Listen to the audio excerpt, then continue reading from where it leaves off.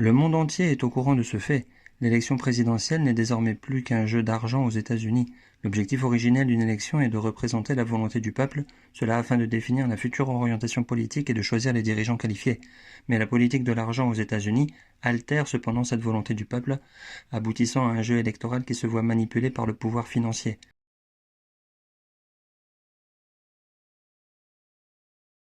Par conséquent, pour participer à l'élection présidentielle, la collecte de fonds est devenue l'enjeu de première importance de tout politicien américain, et la législation des États-Unis ne cesse de libéraliser les restrictions sur les donations politiques.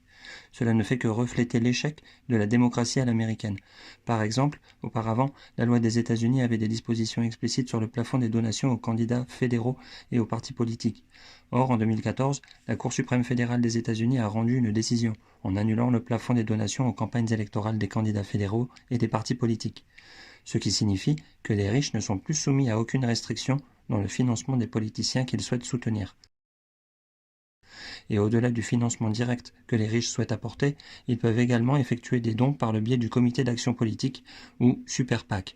La législation des États-Unis autorise cette Super PAC à agir d'une manière soi-disant indépendante pour soutenir ou contrer tel ou tel candidat ou à lever des fonds sans plafond.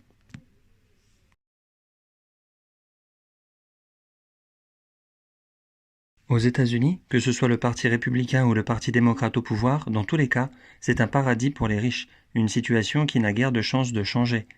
Affichant la politique de l'argent dans le pays et l'hégémonisme hors des frontières, la démocratie paraît dans un imaginaire. La collusion entre le pouvoir et l'argent est déjà bien ancrée dans le système établi.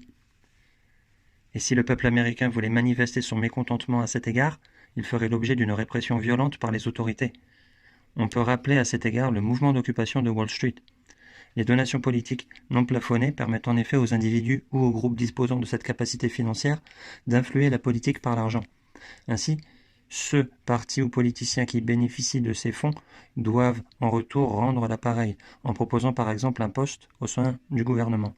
Et pour ceux qui ont recours à des montants considérables ou faisant appel à nombre de leurs relations sociales, permettant à un candidat d'engranger des fonds gigantesques, on les appelle des super collecteurs de fonds. Il leur sera possible d'obtenir un poste au sein du cabinet gouvernemental ou de devenir conseiller. Et la fortune des membres du cabinet pourra atteindre plusieurs milliards de dollars, et voire bien plus encore. Le gouvernement est donc déjà devenu le porte-parole des milliardaires, et depuis longtemps, le gouvernement américain a eu pour tradition de nommer de riches financiers au poste d'ambassadeur à l'étranger. Par exemple, le coût moyen pour remporter un siège au Sénat dépasse les 20 millions de dollars, et participer à l'élection présidentielle nécessite plusieurs milliards de dollars. L'élection présidentielle de 2020, tous fonds réunis, a coûté quelques 14 milliards de dollars, soit à date la plus chère de l'histoire. Et chaque candidat à la présidentielle a déboursé 7 milliards de dollars, dans l'espoir de remporter le scrutin.